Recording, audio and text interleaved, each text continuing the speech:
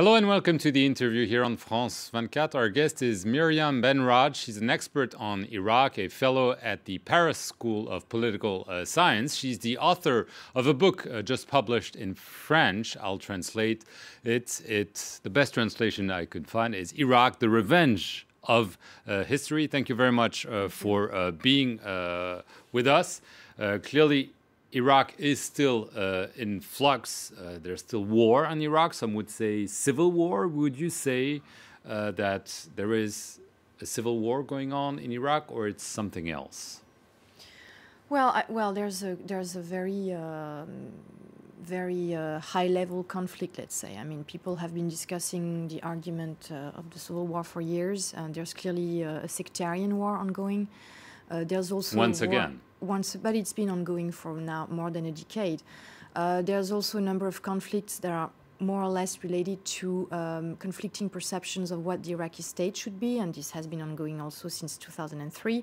So I would say there's a combination of very complex dynamic, conflictual dynamics on the ground, which makes it very difficult to study, to analyze this country and understand what's going on. But it goes much beyond sectarianism alone. As we are seeing, there's also an opposition today between forces that promote centralism or a return to a centralized state with a tendency to authoritarianism, as we've seen with the former Prime Minister Nouri al-Maliki, and then a push for more federalism, which of course was the card of the Kurds, who since the beginning of the war have pushed for federalism as a way to reinforce their autonomy in the north. But it's also the case for a number of southern provinces in the Shia south, and today of a number of Sunnis who consider that the central state has basically failed to reintegrate them, and that autonomy might be the solution, including the solution against the Islamic State. Right. So do you see Iraq united in the near future, or is there really a risk of fragmentation of Iraq? Because, as you say, those tensions have been there basically since the fall of Saddam Hussein, but they seem to be as high as they've ever been. Well, the thesis of a fragmentation or partition of Iraq has been there also for very long. This has been at basically the core of the U.S. debate on what the Americans should have done. This idea of a soft partition came from the U.S. But they didn't implement it. They wanted Iraq to stay as a whole. Yes, and at the same time, they promoted these very communal lines regarding the reordering on the political level of the country, regarding a number of other issues. They had no plan for reconciliation when they first came, which was a problem because reconciliation basically became a debassification with all the problems that have followed. And regarding partition, it's a very complex issue as well. It's not a tripartition between Kurds, Shia and Sunni, as some analysts have That's argued. Overly simplistic. It's very simplistic. There are, I think, today, again, dynamics tendencies towards devolution. But this devolution takes sometimes the form of regionalism, regional, local identities. Wouldn't that be a good recipe? I think, well, I don't think if it's the good recipe, but I think it's illusionary to think that we are again going to come back to a centralized Iraq, which was no longer the case, by the way, as of the 90s. Already under the embargo, Iraq was no longer that centralized state that it used to be in the 70s until, I would say, the 70s.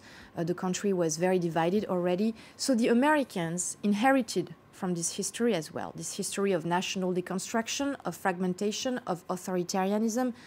So let's be fair to history. It's a shared responsibility. And at the same time, there's a clear challenge now for the Iraqis as a whole to consider what the options are, to discuss them seriously, especially in the context of a jihadist offensive that is still well, that was my next question, because the new factor that hasn't been there is Daesh, the organization of the Islamic State. In a way, could it be a unifying factor between all those bickering entities? We've seen the Kurds find an agreement, or at least on paper with the central government over a very long dispute on the oil revenue. We've seen now Shia militias going to fight Daesh. Is this maybe the best way to unite Iraqis right now? Well, the Islamic State at least has been perceived for some time by Sunnis as the solution. I mean, at least a part of the Sunni population, which, as I said, was marginalized after 2003, which also has a problem of political representation. The moderate voices have been suppressed, also due to the pro-Shia, sectarian and authoritarian policy of the former Prime Minister. And of the current one, would you say the same thing? Well, for the current regarding Prime the current one, I'm not sure that many Sunnis are satisfied with the new government. They don't see any change, which further reinforces the power, the strength of the Islamic State, be it military or ideological, because this Islamic State precisely presents itself as the solution, as the state that in a way substitutes itself to the existing state in Baghdad, which is seen as an apostate government and as a government which again has for years marginalized the Sunnis, and more than that, that has basically violated their rights, that has detained a number of prisoners without trials, etc., etc. The list of grievances is very long. Right. And, sorry for yes. jumping in, but there's also people have said, who know the country, and you know the country well, that there's also been, as you were just saying, some people from the old Saddam Hussein regime who have joined hands with Daesh to be the people who would defend the Sunni minority against an Iran-backed government in Baghdad. Yes, that's true. The insurgency, as it started, was a mix of different ideologies. You had some Ba'athists, some officers who found themselves without a job and a horizon after the dismantlement of the Iraqi army in 2003. There were Islamists, local, but also a number of foreign jihadists who gravitated towards Iraq to fight the Americans. But there's been one very clear phenomenon. All these people have, let's say, as of 2005, 2006, converged towards a Salafist jihadist view of what the struggle should be. So the struggle should continue against the Americans, but it also became a sectarian struggle against the Shah and this government, which is seen as an extension of the Iranian regime of Tehran, and which further, again, feeds this perception among the Sunnis that they have no future in Iraq except under the umbrella of this Islamic State. Was there a missed opportunity after the very, very brutal violence we saw in 2005, 2006, and there was this willingness, the so-called awakening, where Sunni militias or Sunni tribes were armed to fight Al-Qaeda, and then they were supposed to become part of a national security apparatus. This did not happen. And do you think this was really the missed opportunity that makes Sunnis feel that they're stigmatized, that they're not part of the power in Iraq right now? There were three missed opportunities. The first missed opportunity was the reconciliation advocated by Maliki, which very clearly turned out to be a facade. He had promised to bring reconciliation to the Iraqis in 2006. This did not happen. Then there was, as you said, the Sahwa, the tribal awakening against the Islamic State, which was basically the result of political infighting in Sunni regions, but also the result of an economic struggle around oil smuggling between the two forces. And these tribes defeated the Islamic State and the jihadists in a number of areas.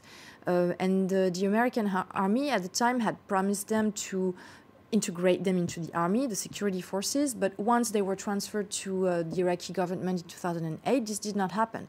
So the tribes saw that as a dual, double, in a way, treason, betrayal from the Americans and from the Iraqi government, which led them to embrace jihad again and to basically let the jihadists conquer their localities in 2014. Right. So right now there's a willingness for the central Iraqi government to attack Mosul, which was taken obviously in a spectacular way by the organization of the Islamic State several months ago.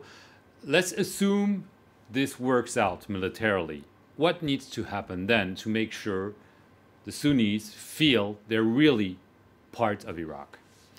Well, first, if Mosul is retaken and the Islamic State defeated, this will be a major symbolic victory, obviously. But this does not mean that this will solve, as I said, the problem, the issue of Sunni representativity. The problem is that today, beyond the policy, which is the one of the present government, you have no alternative, politically speaking.